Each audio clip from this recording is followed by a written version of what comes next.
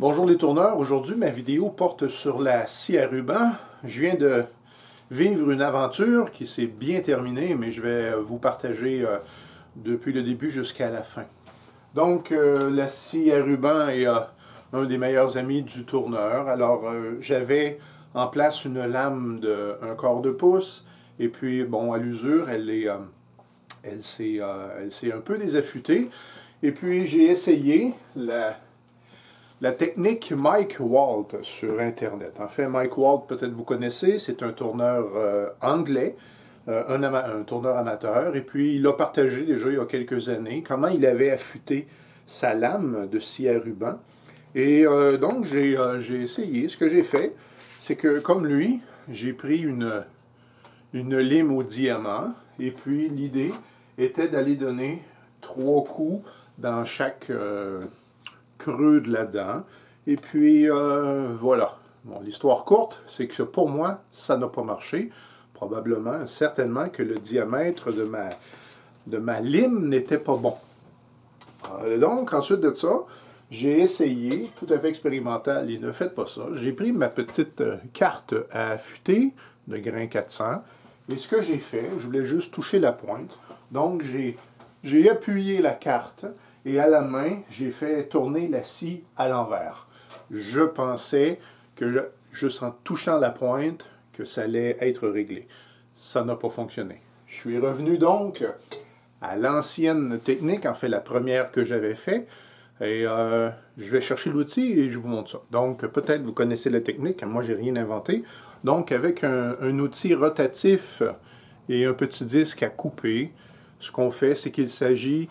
en fait, sur Internet, sur YouTube, vous voyez plusieurs personnes qui, donc, ils enlèvent leur lame, la placent sur une surface plate, et là, à la main, on va toucher chacune des pointes une fraction de seconde, et puis on fait le tour de la lame, et puis voilà, c'est joué. Et j'avais déjà fait cette procédure, et ça avait vraiment bien marché.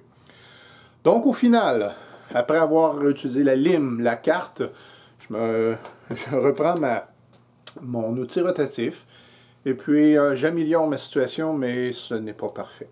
Finalement, j'envoie la lame au magasin pour un affûtage professionnel, et puis je retiens la leçon. Cependant, après avoir disposé de la lame 1/4 de pouce, j'avais à ma disposition une lame 1/2. Alors j'ai voulu installer ma lame 1/2 sur ma scie à ruban, et ça ne fonctionnait pas. Je n'étais pas capable, désolé pour l'anglais, de faire le tracking comme il faut. En fait, avec une lame 1/4, une lame 3/8, c'est parfait. Ma lame, lorsqu'elle tourne, ne bouge pas. Tout est beau. Mais lame 1/2, alors ça ne fonctionnait pas. Hier soir, je vais sur YouTube et commence à regarder comment des gens font. Et puis, une vidéo explique que des fois, il faut aller chimer la roue en dessous, ce qui était mon cas en fait. J'arrivais pas à garder la lame sur la roue en bas. Alors ce que j'ai fait, pour chimer, je pensais aller à l'Incaillerie. Ça me prenait absolument bon, en anglais c'est un washer, une rondelle. Alors j'avais besoin d'une rondelle avec un intérieur de 3/4 et un extérieur de 1 et 1/8. Alors j'ai décidé de tourner le truc en bois. Je montre.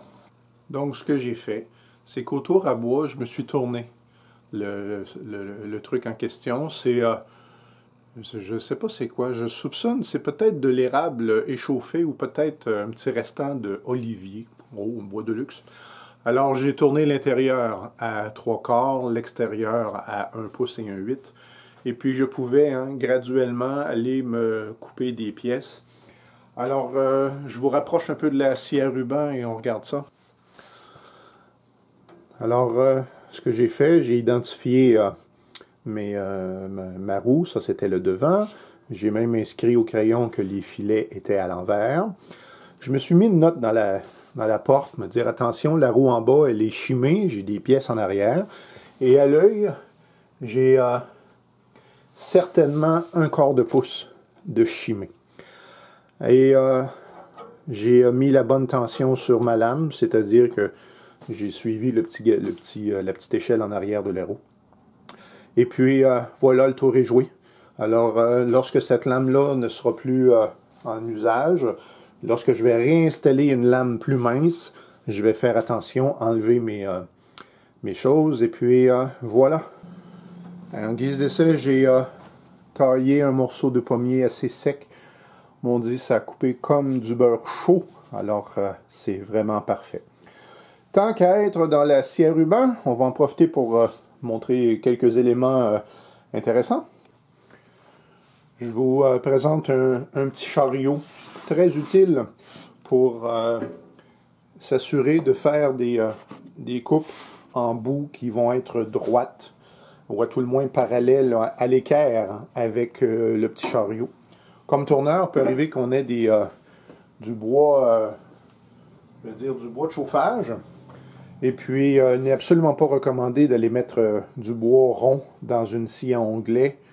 Ne me demandez pas pourquoi j'ai cette information. J'ai eu la peur de ma vie et j'ai brisé ma scie à onglet. Alors, la scie à ruban, un petit chariot pour faire des coupes.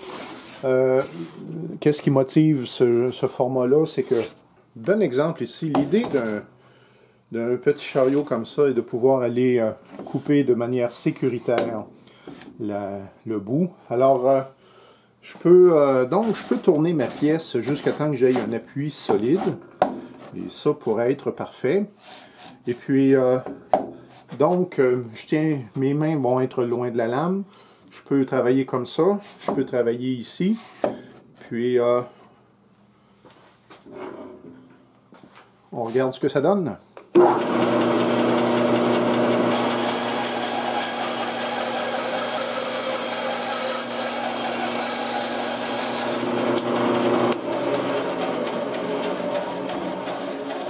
Et voilà, sécuritaire, droit, je ne peux pas demander mieux. Si jamais ma pièce était un peu plus petite, je me suis fait des coins, donc je pourrais, si ma pièce était plus petite, je pourrais venir coincer de différentes façons pour m'assurer que la pièce ne bouge pas.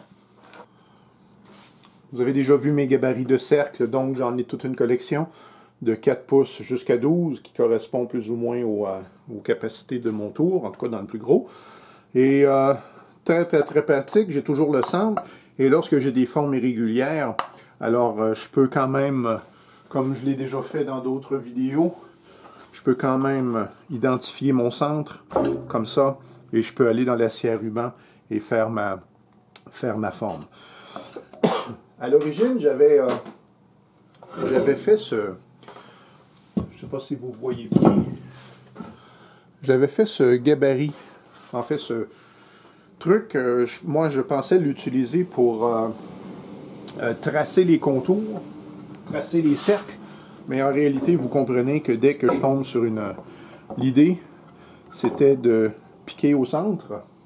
Ça va bien sur une surface plane, mais c'est impossible avec un crayon de faire le contour. Donc, c'est pour ça que les gabarits de cercle sont demeurés mes préférés. Et cette pièce d'acrylique, je l'ai gardée, mais je m'en sers absolument pas. Une autre stratégie que je peux partager avec vous. Remarquez comment ma pièce de bois elle est faite. J'ai ici une face qui est bien droite et ici, j'ai un bon surplus. Solution numéro 1, je vais autour avec ça et je prends mon temps. Solution numéro 2, je vais prendre un bâton de bois avec des clous. Et ce que je vais faire, c'est que, là, et ce n'est qu'une démonstration, là. Alors, je pourrais aller simplement, pour pouvoir couper en ligne droite, alors je pourrais aller clouer mon morceau de bois sur les endroits les plus élevés. Et ensuite de ça, je me sers de la baguette de bois comme ligne droite. Et donc, ce que ça donnerait en visuel, comme je dis, je ne le ferai pas.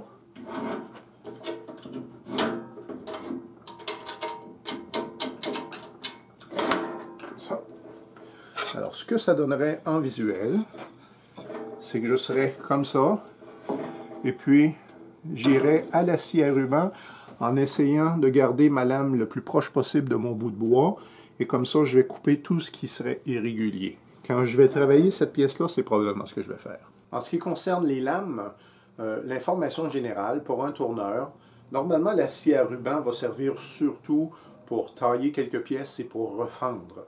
Le monde idéal, c'est une lame large qui va être capable de prendre du stress et un minimum de dents. Plus il y a de dents, plus la coupe va être belle. Et en tournage, on n'a pas besoin de ça. On a besoin de déligner.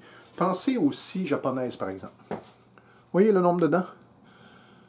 Et cette scie-là va faire une coupe dans le bois très, très propre, très, très nette.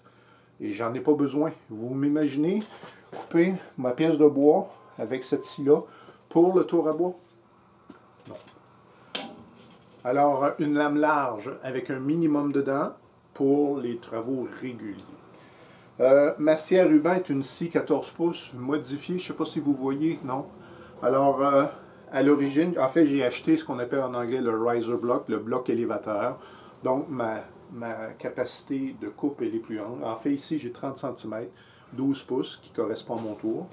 J'ai changé le moteur parce que le moteur n'était pas assez puissant.